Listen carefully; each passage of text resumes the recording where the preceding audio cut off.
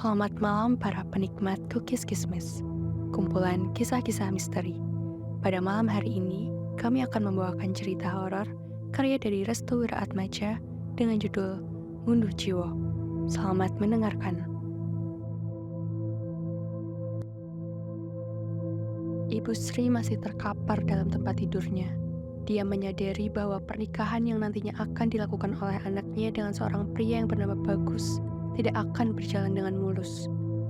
Orang tua Bagus hanya menginginkan Dini sebagai wadah dari demit mantan yang tiap tahun atau tiap kali anaknya menikah. Demit itu akan menjadikan istrinya sebagai wadah.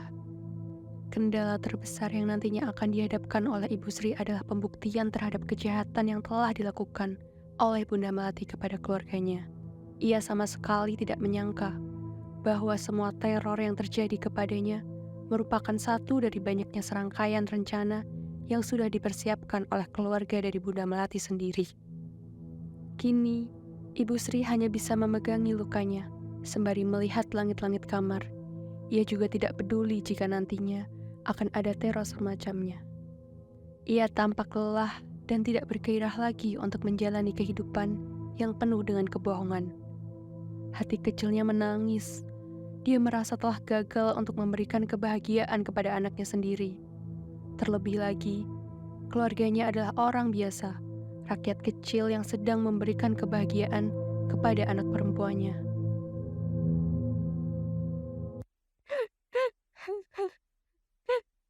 Singsir dan Melati. Ku harus membakar semuanya. Ibu Sri menengok ke arah jendela kamarnya. Masih ada waktu untuk bisa menghentikan ini semua. Dia hanya membakar semua melati dan juga sisir pemberian dari perias pengantin yang memberikan efek teror mematikan kepadanya. Sembari memegangi lehernya, Ibu Sri mengangkat satu persatu kakinya dan memindahkannya ke bagian bawah kasur. Ia berencana untuk keluar dari kamarnya dan bertujuan untuk menuju ke kamar Dini. Siapa kalian?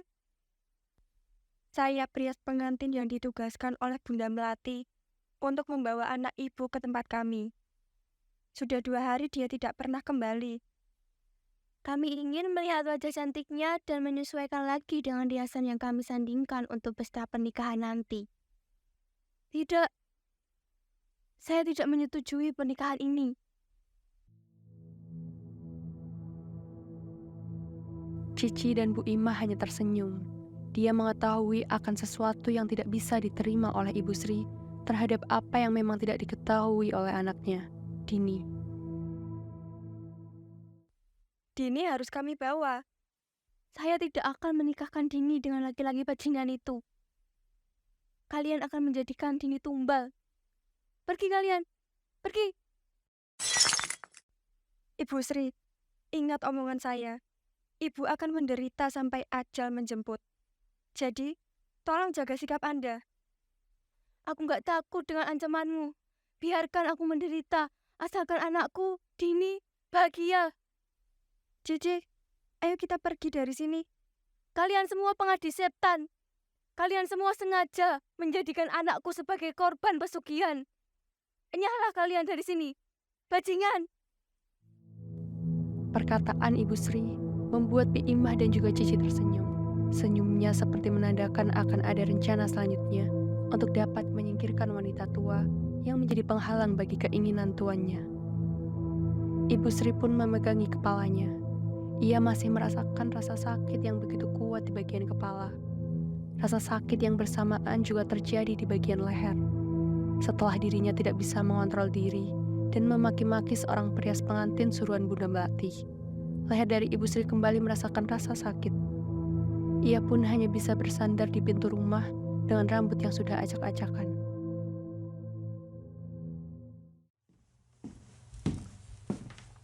Bu, ibu kenapa, Bu? Leher ibu kenapa, Bu? Demit manten itu ada di rumah kita.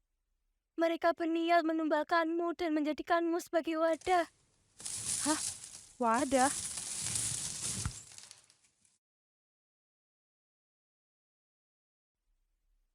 Ini adalah perkaranya.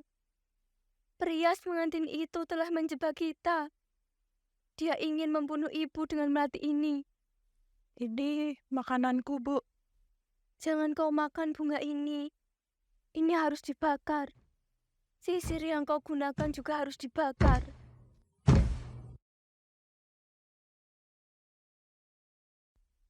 Gara-gara ini, leherku jadi terluka.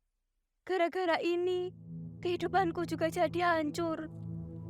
Pak Terjo dan juga Dini hanya terdiam melihat tingkah Ibu Sri yang sangat emosi terhadap bunga melati yang tersebar di hadapan rumahnya. Keduanya masih belum paham apa yang sebenarnya terjadi kepada Ibu Sri. Namun, dari raut wajahnya yang penuh kekesalan, Pak Terjo dan Dini merasa ada yang tidak beres dengan Ibu Sri. Sampai-sampai dirinya harus menginjak-injak bunga melati tersebut. Setelah puas menginjak-injak bunga melati, Ibu Sri kehilangan keseimbangannya. Ibu Sri pun kembali pingsan. Sedangkan Dini, ia masih di luar rumah menatap bunga-bunga melati yang diinjak-injak ibunya sendiri. Dengan cepat, ia berlari ke tempat di mana bunga melati itu diinjak-injak. Ia kemudian mengambil satu persatu melati itu, lalu melahapnya seperti orang yang sedang kelaparan. Allahu Akbar,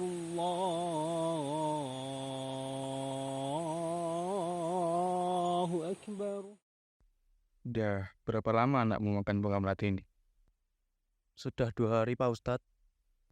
Siapa yang nyuruh dia makan bunga melati ini, Pak? Pak, ini tuh dari calon mertuanya. Katanya melati ini dikasih sama perias pengantin yang nantinya itu merias Dini di hari pernikahannya. Calon pengantin ya? Astagfirullah. Kenapa, Pak Ustadz? Aku tahu sumber masalah ini, Pak. Ustadz tersebut meminta segelas air kepada Pak Terjo. Dia ingin mengeluarkan sesuatu yang memang sudah mengendap di dalam tubuh Dini dan menjadi penyebab dari gangguan aneh yang terus-menerus meneror Ibu Sri. Dia bukan orang yang pertama juga. Maksudnya, Pak Ustadz? Nanti Bapak akan tahu setelah saya mencipratan air ini ke wajahnya. Tapi sebelum itu, tolong tutup kamar istri Bapak.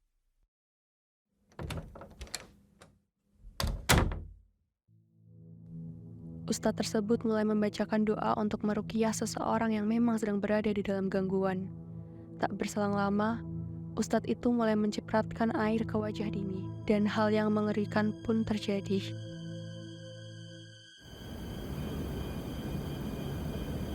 Assalamualaikum. Kita ketemu lagi ya, Rahayu. Apa mau mutat?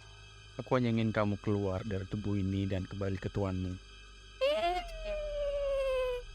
Kamu tahu bulan pengantin. Bulan yang menjadikan bulan terikatnya semua pengantin di desa ini. Jadi, apa maumu? Jangan ikut campur dengan urusanku. La ilaha illallah. Jangan ganggu ritualku. La ilaha illallah. Jangan ambil tumpalku.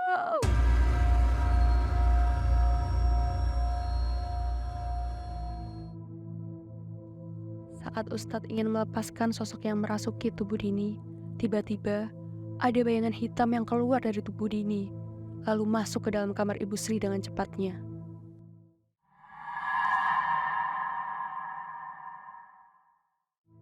Entah apa yang terjadi di dalam, mereka mendengar seperti ada sesuatu yang sedang dilakukan oleh Ibu Sri.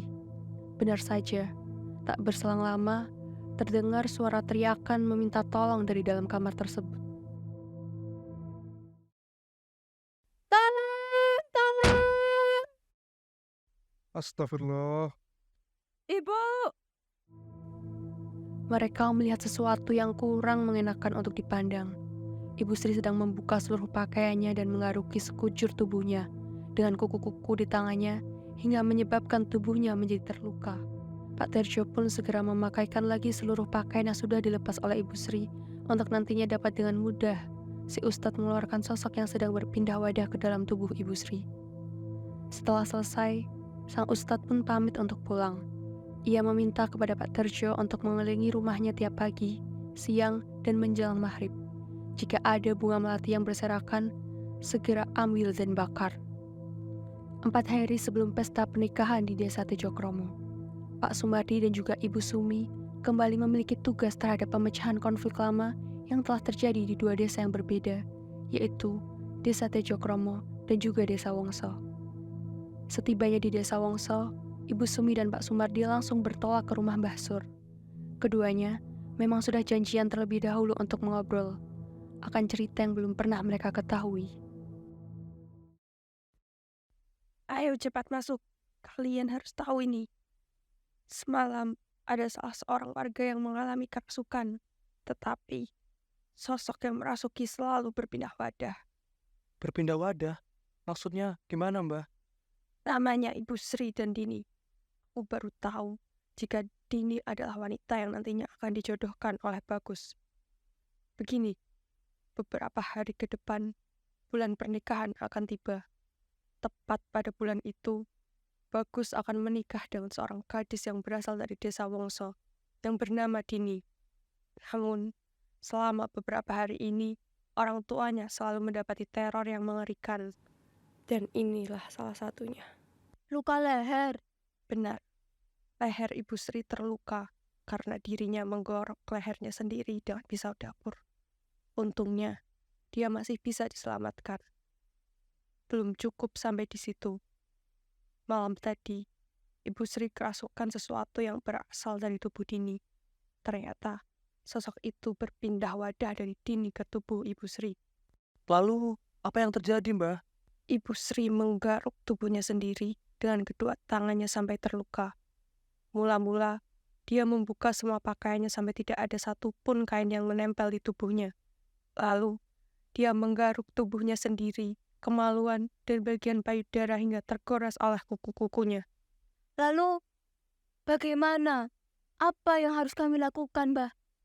Biasanya, perias pengantin itu akan mendatangi rumah dari calon pengantin Bagus. Aku mengenali rupanya. Mbah Sur berniat membantu Pak Sumardi dan juga Ibu Sumi untuk mengetahui perias pengantin dari setiap calon pengantin yang akan dinikahkan oleh Bagus. Karena itulah, kesempatan ini menjadi kesempatan yang sangat langka. Di sisi lain, kesempatan ini hanya datang sekali. Sementara itu, di Desa Tejokromo, Bi Imah kembali menghadap Bunda Melati. Dia sepertinya ingin memberitahu akan sebuah hal terkait dengan pekerjaannya saat ini. Bunda, akan ada banyak pengganggu dalam acara bulan pernikahan tiba nanti. Aku tahu hal itu. Apakah ritualnya harus dipercepat? Sabar sebentar. Kita ikuti semua keinginannya. Yang terpenting, kita harus tahu siapa yang benar-benar ingin untuk menggagalkan rencana kita. Bulan pernikahan akan tiba. 4 hari dari sekarang, orang-orang berbondong-bondong untuk menikah.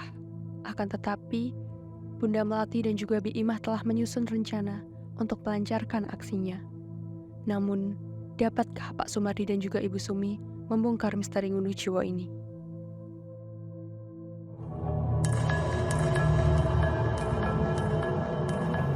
Sekian cerita mistis yang kami bawakan hari ini. Apakah yang akan terjadi di kisah berikutnya? Pantau terus Cookies Kismis untuk kisah selanjutnya.